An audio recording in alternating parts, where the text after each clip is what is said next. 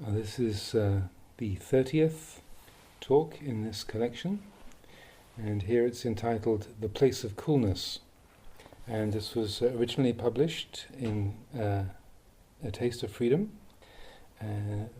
so translated by Paer-2, Bruce Evans, and it was a talk given to the Assembly of Monks and Novices at Wat Pah Nanachat during the Rains Retreat of 1978. So I was there as a newly hatched novice at the time.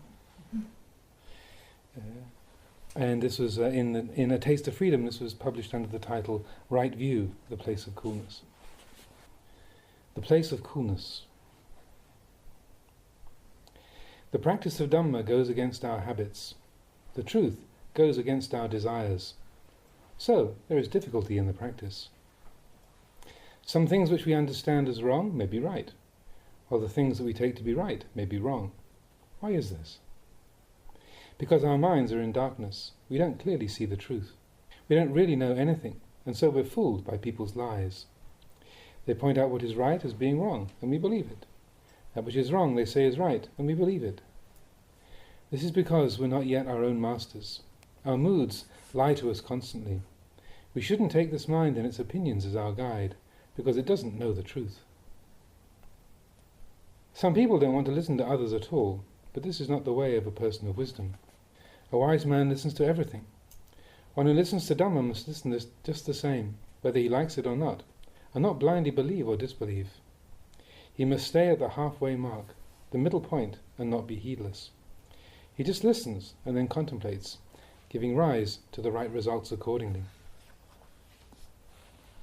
A wise man should contemplate and see the cause and effect for himself before he believes what he hears. Even if the teacher speaks the truth, don't just believe it, because you don't yet know the truth of it for yourself. It's the same for all of us, including myself. I've practiced longer than you. I've seen many lies before. For instance, this practice is really difficult, really hard. Why is the practice difficult? It's just because we think wrongly. We have wrong view. Previously I lived together with other monks, but I didn't feel right. I ran away to the forests and mountains, fleeing the crowd, the monks and the novices. I thought that they weren't like me. They didn't practice as hard as I did. They were sloppy. That person was like this person was like that. This was something that really put me in turmoil. It was the cause for my continually running away. But whether I lived alone or with others, I still had no peace. On my own I wasn't contented. In a large group I wasn't content. I thought this discontent was due to my companions, due to my moods, due to my living place, the food, the weather, due to this and that. I was constantly searching for something to suit my mind. As a Dhutanga monk, I went travelling, but things still weren't right. So I contemplated, what can I do to make things right? What can I do? Living with a lot of people, I was dissatisfied. With few people, I was dissatisfied. For what reason? I just couldn't see it. Why was I dissatisfied? Because I had wrong view, just that. Because I still clung to the wrong Dhamma. Wherever I went I was discontent, thinking, here is no good, there is no good, on and on like that. I blamed others, I blamed the weather, the heat and the cold. I blamed everything, just like a mad dog. It bites whatever it meets, because it's mad. When the mind is like this, our practice is never settled. Today we feel good, tomorrow no good. It's like that all the time. We don't attain contentment or peace. The Buddha once saw a jackal or a wild dog run out of the forest where he was staying. It stood still for a while, then it ran into the underbrush, and then out again. Then it ran into a tree hollow, then out again. Then it went into a cave, only to run out again. 1 minute it stood, the next it ran, then it lay down, then it jumped up. That jackal had mange. When it stood, the mange would eat into its skin, so it would run. Running it was still uncomfortable, so it would stop. Standing was still uncomfortable, so it would lie down. Then it would jump up again, running into the underbrush, the tree hollow, never staying still. The Buddha said, monks, did you see that jackal this afternoon? Standing it suffered, running it suffered, sitting it suffered, lying down it suffered. In the underbrush, a tree hollow or a cave, it suffered. It blamed standing for its discomfort. It blamed sitting. It blamed running and lying down. It blamed the tree, the underbrush and the cave. In fact, the problem was none of those things. That jackal had mange. The problem was with the mange. We monks are just the same as that jackal. Our discontent is due to wrong view. Because we don't exercise sense restraint, we blame our suffering on externals. Whether we live at Wat Pah Pong in America or in London, we aren't satisfied. Going to live at Bung Wai or any of the other branch monasteries, we're still not satisfied. Why not? Because we still have wrong view within us. Wherever we go, we aren't content. But just like that dog, if the mange is cured, it's content wherever it goes. So it is for us. I reflect on this often, and I teach you this often, because it's very important. If we know the truth of our various moods, we arrive at contentment. Whether it's hot or cold, we're satisfied. Living with many people or with few, we're satisfied. Contentment doesn't depend on how many people we are with. It comes only from right view. If we have right view, then wherever we stay, we are content. But most of us have wrong view. It's just like a maggot. A maggot's living place is filthy. Its food is filthy, but they suit the maggot. If you take a stick and brush it away from its lump of dung, it'll struggle to crawl back in. It's the same when the Ajahn teaches us to see rightly. We resist it. It makes us feel uneasy. We run back to our lump of dung, because that's where we feel at home. We're all like this. If we don't see the harmful consequences of our wrong views, then we can't leave them. The practice is difficult, so we should listen. There's nothing else to the practice. If we have right view, wherever we go, we are content. I've practiced and seen this already.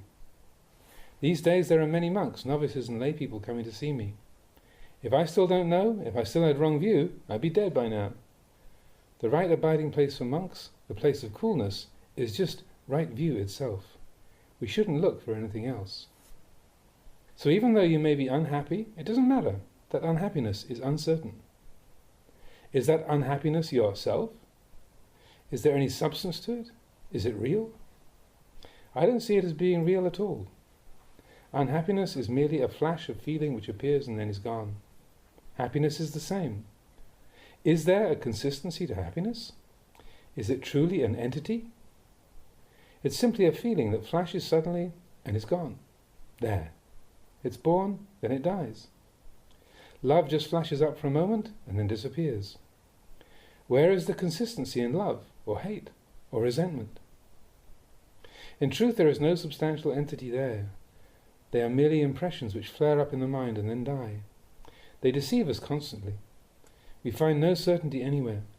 Just as the Buddha said, when unhappiness arises, it stays for a while, then disappears. When unhappiness disappears, happiness arises, then lingers for a while, and then dies. When happiness disappears, unhappiness arises again and on like this. In the end, we can only say this. Apart from the birth, life, and the death of suffering, there's nothing.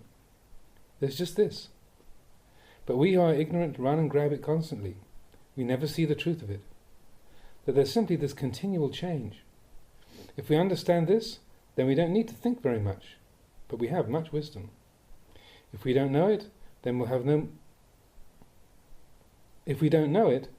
have more thinking than wisdom, and maybe no wisdom at all. It's not until we truly see the harmful results of our actions that we can give them up. Likewise, it's not until we see the real benefits of practice that we can follow it and begin working to make the mind good.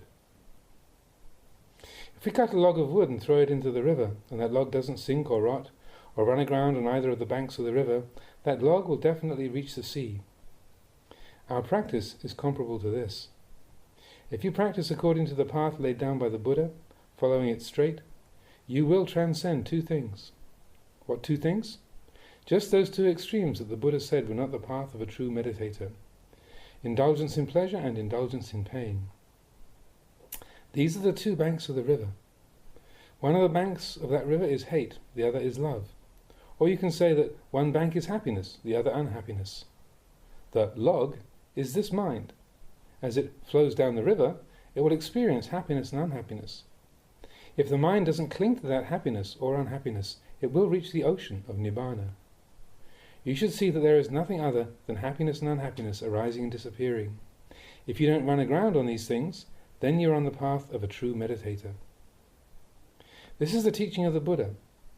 Happiness, unhappiness, love and hate are simply established in the nature according to the constant law of nature. The wise person doesn't follow or encourage them. He doesn't cling to them. This is the mind which lets go of indulgence in pleasure and indulgence in pain. It's the right practice. Just as that log of wood will eventually flow to the sea, so will the mind which doesn't attach to these two extremes inevitably attain peace.